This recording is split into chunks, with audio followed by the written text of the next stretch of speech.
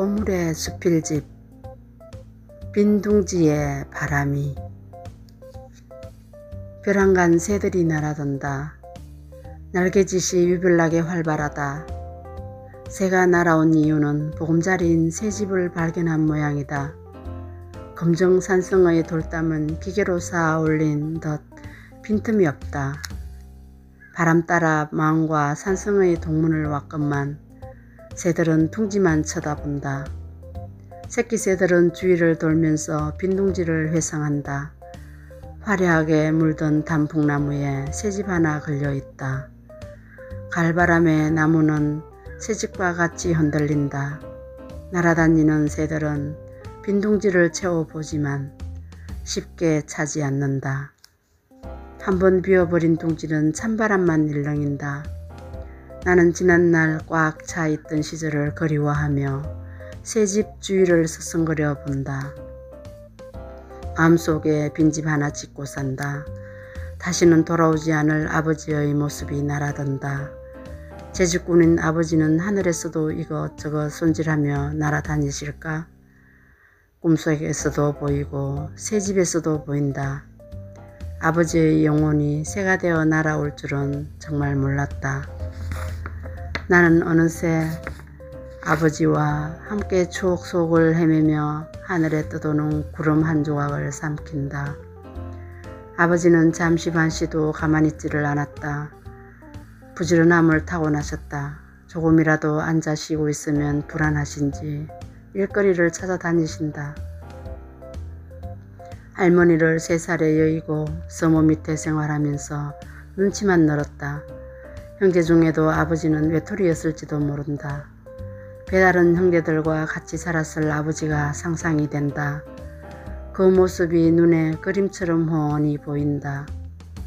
아버지는 몸도 마르고 얼굴은 그리 밝지 않았다. 그런데도 나는 아버지의 그 마음을 헤아려 드리지 못했다. 말이 없는 아버지가 하루는 술을 드시고 들어오셨다. 평소에 얌전하고 자상하신 아버지가 무슨 일인지 혼자서 괴로워하는 모습을 봤다. 나는 너무 어려서 아버지의 마음을 흡수할 수가 없었다. 내가 아버지의 나이가 되고 보니 말 못할 마음을 어디 하소연할 데가 없었던 것이다. 아버지는 요술쟁이다. 잘 빚은 산성처럼 우리 집 돌담을 쌓을 때도 돌 하나 튀어나오지 않는 매끄러운 돌담을 거침없이 쌓아 나갔다.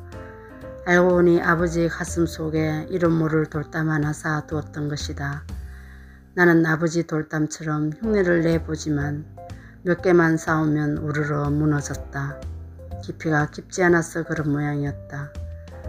아버지의 깊은 마음 안에 돌을 쌓은 것처럼 그 못을 쌓고 살았던 것 같다. 마당의 돌담 쌓기도 보기에는 쉬운 것 같다. 그렇지만 삶처럼 녹록하지가 않다. 어려운 돌담 하나 가슴을 짓누르는 아버지의 삶이었다. 그렇게 조용하시던 아버지는 엄마를 먼저 보냈다. 혼자서 동생들을 거두면서 시골에서 살았다. 아버지는 여자같이 가정일도 곧잘 했지만 그래도 남자 혼자서 하는 살림은 여간 힘들지 않았을 것이다. 아버지가 최고 힘들 때 나도 제일 힘든 시기였다.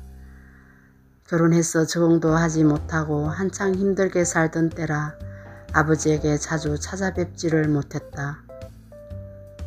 어쩌다 한 번씩 아버지를 뵈러 가보면 아버지는 노곤한 삶에 한 자락을 씻어내렸다.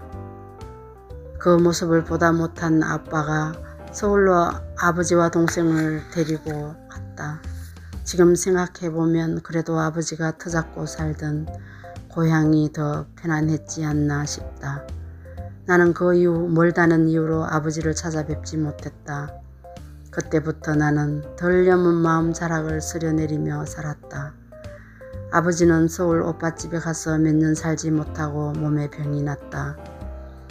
병원을 전전긍긍하시다 딸이 보고 싶은지 아버지가 오빠에게 울산에 가고 싶다고 했던 모양이다.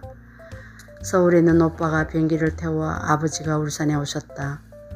나는 공항에 가서 아버지를 모시고 왔다. 아버지의 모습은 피골이 상접한 모습이다. 나는 아버지의 모습을 보며 눈가에 물러울이 졌다. 바싹 말라버린 아버지는 딸을 보니 그저 좋은지 얼굴에 주름꽃을 피웠다. 아버지는 이미 맛있는 음식도 드시지 못하는 상태였다.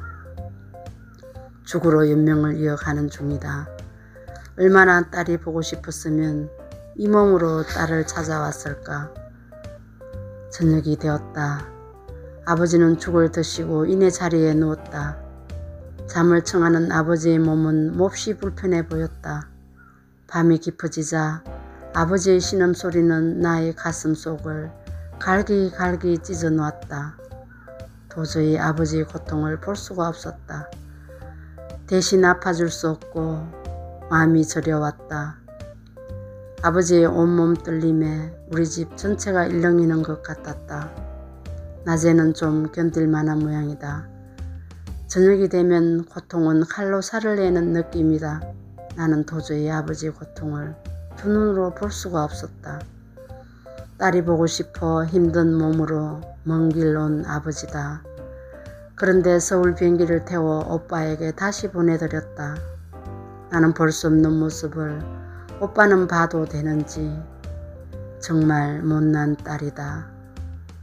아버지가 울산 오셨다 가시고 얼마 되지 않아 마지막 소식이 왔다. 나는 기가 차는지 눈물도 나지 않았다. 잠시 우리 집을 왔을 때 아버지의 고통만 생생하게 느껴질 뿐 아무 생각이 없다. 아버지 앞에 부끄러운 딸이 되어버렸다. 아버지와 마지막을 하고 나니 나도 모르게 쓸쓸한 빈둥지가 되었다. 마지막을 이렇게 맞이할 수밖에 없었는지 머릿속이 까맣게 조여온다.